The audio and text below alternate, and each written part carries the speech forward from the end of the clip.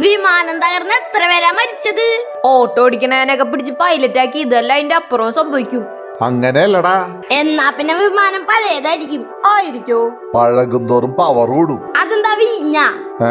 പഴകും തോറും വീര്യം കൂടാൻ. പിള്ളേര് വഴി തെറ്റിയാണല്ലോ. പൈലറ്റുമാര് ഒരുപാട് പേര് മരിക്കണ്ട്. അപ്പ ഫ്ലൈറ്റിന്റെ തന്നെയാണ് കുഴപ്പം. ഫ്ലൈറ്റ് ഒന്നും അങ്ങനെ ആക്സിഡന്റ് ആവൂല. പിന്നെ എങ്ങനെയാണ് ഇത്രയും പേരൊക്കെ മരിക്കണത്?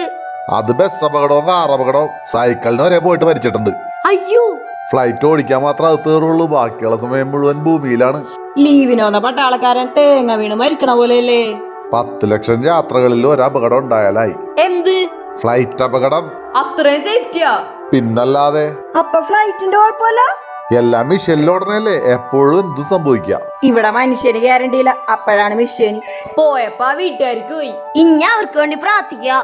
ഒരുത്തൻ രക്ഷോട്ട് അവനിപ്പ നാട്ടുകാര് വെറുതെ വിടല്ല. അവനെ എക്സിറ്റ് റോഡ് വലിച്ചതാണ്.